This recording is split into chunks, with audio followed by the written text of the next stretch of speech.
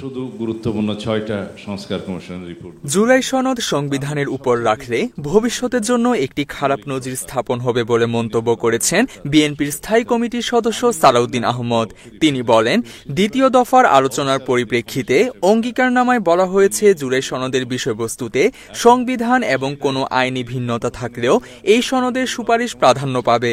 এর মাধ্যমে এটিকে সংবিধানের উপরে স্থান দেওয়া হয়েছে।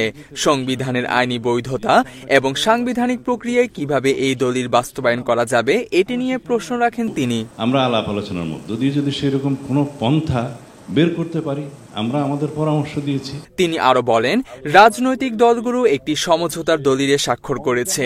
সেখানে ব্যাখ্যা দেওয়ার জন্য আপিল বিভাগের কোনো এখতিয়ার আছে কিনা সেটি খুঁজে বের করতে হবে। জাতির দৃঢ় সংকল্প, অবশ্যই আমাদেরকে সেই নির্বাচন অনুষ্ঠান করতে হবে।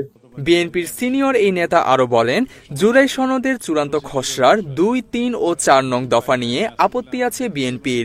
এছাড়া সনদের সূচনা অংশে অসত্য তথ্য দেওয়া হয়েছে বলেও অভিযোগ করেন তিনি। যদি এটা উপযুক্ত হবে, ঘোষণাপত্রের অংশ পুরাটা না নিয়ে শুধু গণ অভ্যুত্থান 2024 জুলাই আগস্টের ছাত্র গণ অভ্যুত্থানের সেই চেতনাটুকু ধারণ করে স্বীকৃতি দেয়া চতুর্থ তফসিলে আনা যেতে পারে। তার মতে কিছু কিছু বিষয় আলোচনা না হলেও তা জুলাই সনদে রাখা হয়েছে।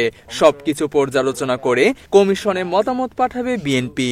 আগামী সংসদ গঠনের 2 বছরের মধ্যে সংবিধান সংক্রান্ত সংশোধনী পাশ করার কথা বলা হলেও চূড়ান্ত খসড়ায় তা নেই বলে অভিযোগ করেন সালাউদ্দিন আহমদ। চতুর্থ তফসিলে আনা যেতে পারে। তিনি আরো বলেন, জুলাই সনদে উত্থাপিত 84টি দফার মধ্যে যেসব দফায় সব রাজনৈতিক দল একমত হয়েছে সেগুলোর বাস্তবায়ন কিভাবে হবে এবং যেসব বিষয়ে নোট অব ডিসেন্ট এসেছে সেগুলো কিভাবে সমাধান করা হবে সেসব বিষয় নিয়ে পর্যালোচনা করে কমিশনকে মতামত পাঠাবে বিএনপি।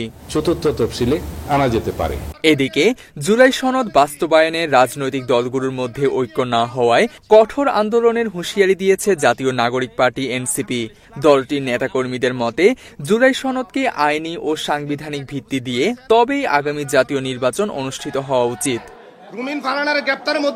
এনসিপির সিনিয়র যুগ্ম আহ্বায়ক আরিফুল ইসলাম আদিব জানান, বিএনপি জুলাই সনদকে শুধুমাত্র একটি রাজনৈতিক সমঝোতা হিসেবে রাখতে চায়, যা পুরনো কাঠামো, সংবিধান ও আইন পরিবর্তন করবে না।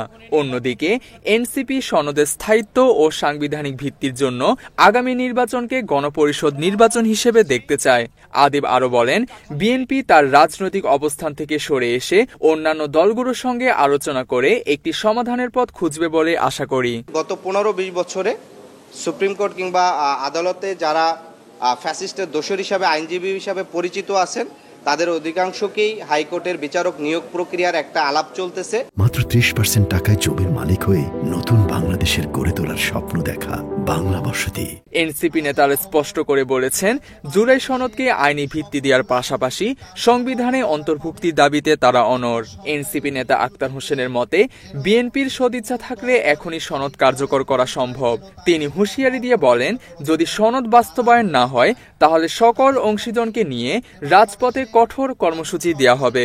এনসিপি নেতারা 90-এর 3 দলীয় রূপরেখা বাস্তবায়ন না হওয়ার উদাহরণ টেনে বলেন, সেই ভুলের পুনরাবৃত্তি যাতে না হয় সেজন্য জুলাই সনদ বাস্তবায়ন জরুরি। আমরা জুলাই সনদ, সেটা যে তার সাংবিধানিক যে বিষয়গুলো আছে সেটা যেন টেকসইভাবে বাস্তবায়ন করা সম্ভবপর হয়, সে ব্যাপারে বাংলাদেশের সকল রাজনৈতিক দলের প্রতি আমরা উদাত্ত আহ্বান রাখছি।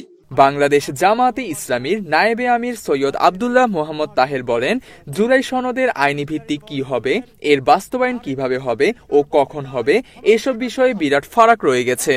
এ বিষয়ে ঐকমত্য কমিশনের অসহায়ত্ব প্রকাশ পুরো প্রক্রিয়াকে ব্যর্থ করে দেবে। তিনি আরো বলেন, তাদের দল মনে করে জুলাই সনদের আইনি ভিত্তি দেওয়া যায়, এটি লিগ্যাল ফ্রেমওয়ার্ক, অধ্যাদেশ, গণভোট বা ফরমান জারির মাধ্যমে হতে পারে। এই সংস্কারের মাধ্যমেই আগামী নির্বাচন হওয়া দরকার বলে মনে করেন জামাতের এই নেতা।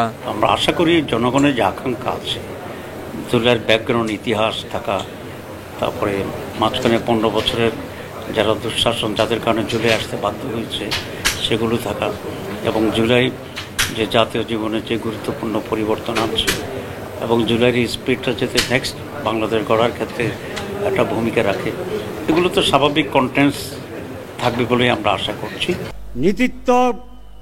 তানজিম হাসান, বাংলা এডিশন। সেখান থেকে শুরু করে